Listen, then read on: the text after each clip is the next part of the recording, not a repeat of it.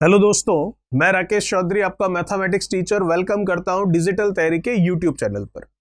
हम बात कर रहे हैं राकेश यादव क्लास नोट्स के बारे में और चैप्टर है हमारा नंबर सिस्टम एंड अलजेब्रा और उसमें हमारा पार्ट है ये पार्ट नंबर 57 जो कि लास्ट पार्ट है इस चैप्टर का।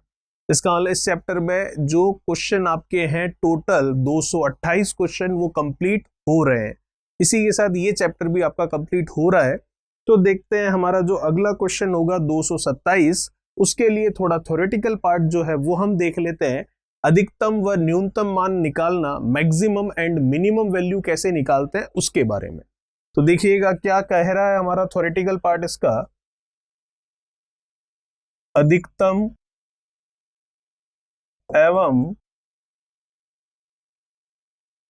न्यूनतम मान मतलब मैक्सिमम एंड मिनिमम वैल्यू कैसे निकालते हैं उसके बारे में हम बात कर लेते हैं। ठीक है, किसकी मैक्सिमम और किसकी मिनिमम वैल्यू, ये जो आपके इक्वेशन है द्विघात समीकरण क्वाड्रेटिक इक्वेशन है ax² plus bx is equals to 0, इसके लिए हम अधिकतम और न्यूनतम मान के बारे में बात करेंगे। ठीक है, अब इसमें डिपेंड करेगा अधिकतम और न्यूनतम मान किस पर, a की वैल्यू पर। अगर a का मान पॉजिटिव है तो कुछ और वैल्यू होगी, और अगर a का मान नेगेटिव है तो कुछ और वैल्यूज होगी मैक्सिमम और मिनिमम की। तो अगर a का मान पॉजिटिव है तो न्यूनतम क्या होगा इसका, तो मिनिमम होगा इसका क्या, न्यूनतम मतलब मिनिमम वैल्यू होगी इसकी किसकी, ax² plus bx plus c equals to 0 equation की मिनिमम वैल्यू होगी जब a का मान पॉजिटिव होगा। पॉजिटिव का मतलब होता है क्या, आपके 0 से ज्यादा, और नेगेटिव का मतलब क्या, 0 से कम। ठीक है, 0 तो होगा नहीं कभी। तो फिर न्यूनतम वैल्यू, मिनिमम वैल्यू क्या होगी उस स्थिति में, तो वो मिनिमम वैल्यू होगी आपके 4ac minus B square upon of 4a। a है आपका x² का मल्टीपल, b है आपका x का मल्टीपल, और c है जो कांस्टेंट है, अचर संख्या है वो। और इसका अधिकतम मान होगा, मतलब मैक्सिमम वैल्यू होगी जो कि क्या होगी, इंफिनिटी होगी। ठीक है, यही अगर a का मान जो कि नेगेटिव हो जाए, 0 से मतलब कम हो जाए, तो उस समय आपका अधिकतम और न्यूनतम क्या होगा, तो न्यूनतम वैल्यू जो होगी, मिनिमम वैल्यू जो होगी वो होगी माइनस की इंफिनिटी, और जो अधिकतम वैल्यू होगी वो अधिकतम मतलब मैक्सिमम वैल्यू होगी वो होगी आपकी क्या, 4ac minus b² upon of 4a। तो आप देख सकते हैं जब पॉजिटिव था तो जो इसका न्यूनतम मान था वो चला गया मैक्सिमम वैल्यू में, जब ये a जो है x² का जो कोएफिशिएंट है वो नेगेटिव होता है तब। और जब a जो कि x² का कोएफिशिएंट है जब वो पॉजिटिव होता है तो अधिकतम होता है इंफिनिटी, और जब ये नेगेटिव होता है तो वही वैल्यू मिनिमम बन जाती है यहाँ पर, वो माइनस इंफिनिटी। तो ये आपको ध्यान रखना है। इसके ऊपर जो क्वेश्चन है उसकी बात कर लेते हैं। तो देखिएगा क्वेश्चन नंबर 227 आपको क्या बोल रहा है, क्वेश्चन नंबर 227 आपको कह रहा है कि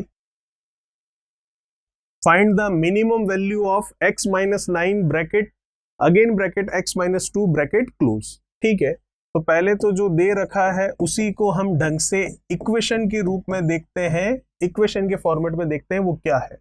x का x से x², x का -2 से -2x, -9 का x से मल्टीप्लीकेशन कर लेंगे तो -9x, और -9 का -2 से करेंगे तो प्लस का 18 इक्वल्स टू 0। तो ये इक्वेशन है एक्चुअली में x² minus 11x plus 18 equals to कितना, 0। ये है आपकी समीकरण। ठीक है, तो a आप देख सकते हैं क्या है यहाँ पर, a है हमारा x² के साथ वाला, तो x² के साथ में यहाँ पर कुछ नहीं है, कुछ नहीं है, मल्टीपल में तो हमेशा बाय डिफॉल्ट 1 होता है। तो यहाँ पर a जो है उसकी वैल्यू है 1, तो इसका मतलब a क्या है आपके, पॉजिटिव है।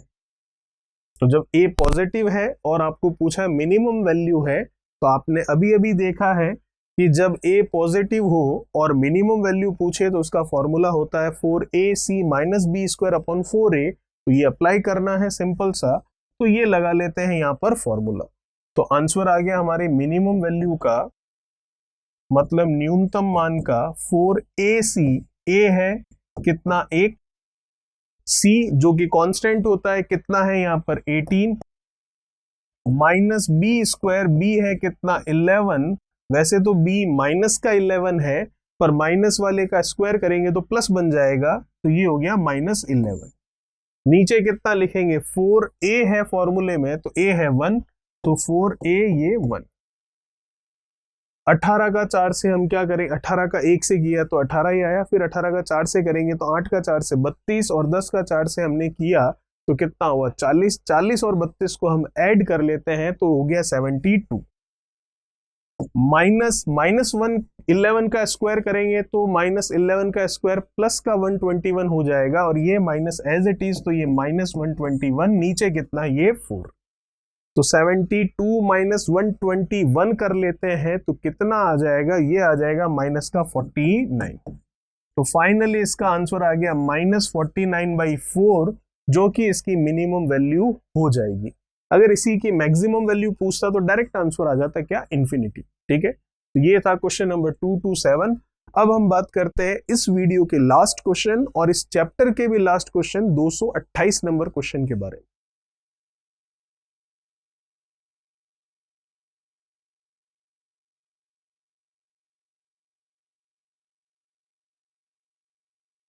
क्या कह रहा है क्वेश्चन नंबर 228, देखिए क्वेश्चन नंबर 228 आपको कह रहा है A1, A2, A3, इस तरह से ये आपको एक AP मतलब अर्थमेटिक प्रोग्रेशन मतलब आपको दे रखी है यहाँ पर समांतर श्रेणी। ठीक है, यदि A1 plus A5 plus A10 plus A15 plus A20 plus A24 is equals to 2 to 5 हो तो इस श्रेणी की पहली चॉइस संख्याओं का योगफल क्या होगा। तो जैसा कि आपको पता है समांतर श्रेणी और गुणोत्तर श्रेणी AP और GP दोनों के बारे में हमने डिस्कस किया था इसी चैप्टर में पिछले वीडियोस में, तो वहां से जो डिस्कशन है उसके थ्रू मैं आपको कह सकता हूं डायरेक्ट कि जो AP होती है अर्थमेटिक प्रोग्रेशन जिसे हम समांतर श्रेणी कहते हैं, उसके लिए हमने फॉर्मूलाज देखे थे वहां पर।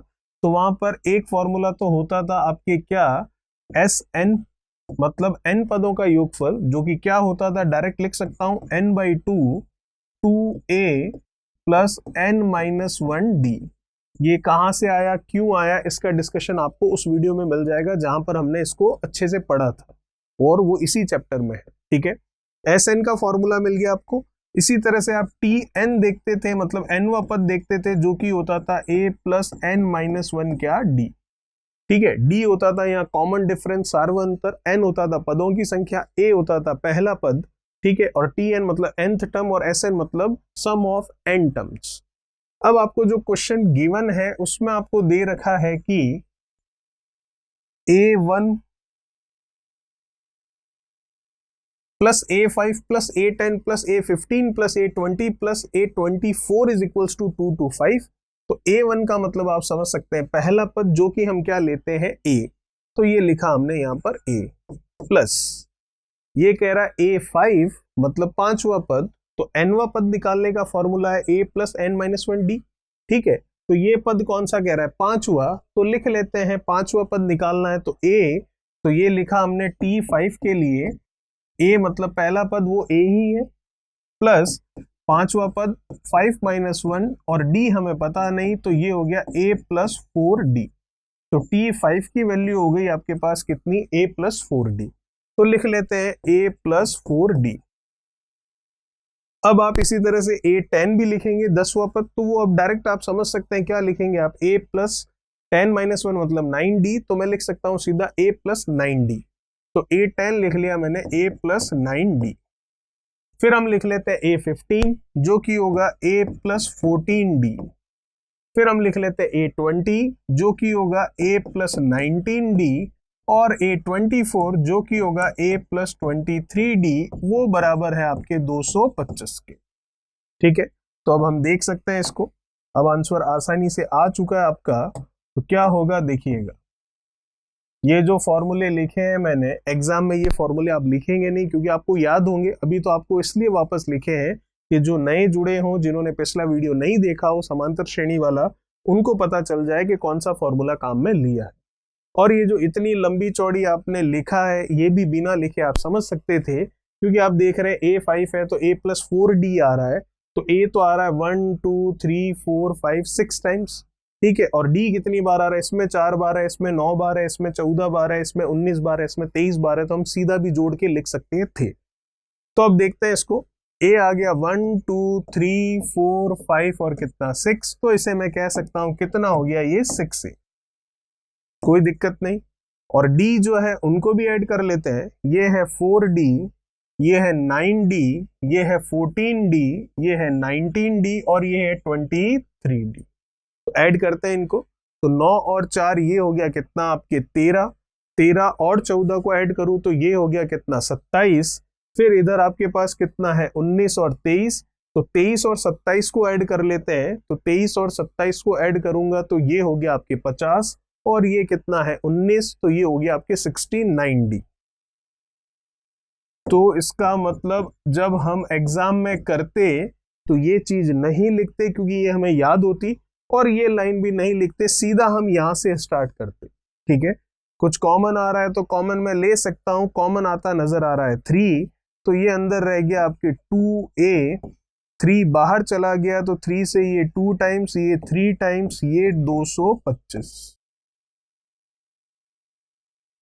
2A + 23D 225 में मैं 3 से डिवाइड कर सकता हूं, तो सबसे पहले जा रहा है ये कितनी बार, ये जा रहा आपके 75 हो जाएगा। 75 का 3 टाइम्स अगर हम करें तो 225 ही बनता है। अब हमें जो पूछा गया है उसके बारे में बात करते हैं। तो एग्जाम में ये नहीं होता, ये नहीं होता, सिर्फ अभी तक आपने इतना लिखा होता, और ये भी ये लिखने के बाद में आगे वाला काम आप कर सकते थे। अब आंसर सीधा आप देख सकते हैं कितना आ रहा है। क्या पूछ रहा है आपको, आपको पूछ रहा है ये चॉइस संख्याओं का योग क्या होगा। चॉइस संख्याओं का योग मतलब चॉइस पदों का योग कह रहा है, तो S24 आपको निकालने को कह रहा है। तो S24 आप निकालोगे तो क्या है फॉर्मूला, n/2, मतलब 24/2 मैं सीधा लिख सकता हूं 12, और अंदर आप क्या लिखोगे 2A + 24 - 1 मतलब कितना 23, तो ये लिखोगे आप 2A + 23D। तो आप देख सकते हो 12 यहाँ कुछ नहीं है तो मल्टीप्लीकेशन का साइन है, और 2A + 23D की वैल्यू आप देख सकते हो 75 है, तो ये मल्टीप्लीकेशन में हमने लगा दिया 75। अब इसका आंसर हम आसानी से सीधा सीधा दे सकते हैं। 75 का 12 से मल्टीप्लीकेशन करना है तो 75 का 10 से कर लीजिए 750 होता है। फिर 75 का आप 2 से कर लीजिए तो वो होता है कितना, 75 का डबल करेंगे तो वो बन गया आपके 150।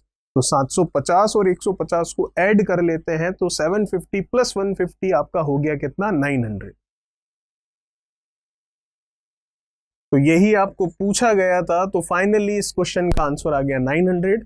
ये जितना आपको लिखा हुआ दिख रहा है इतना एग्जाम में नहीं आता, मतलब हमको नहीं लिखना है क्योंकि ये आपको चीजें याद है, फॉर्मूले आप लिखोगे नहीं, डायरेक्ट यहां से स्टार्ट करोगे, 3 लाइन में आपको इसकी वैल्यू मिल जाएगी और ये वैल्यू सीधी यहां रखकर 12 से गुणा करना है, आपका आंसर आ जाएगा। तो ये था हमारा क्वेश्चन नंबर 228 जो कि इस चैप्टर का और इस पार्ट का लास्ट क्वेश्चन था।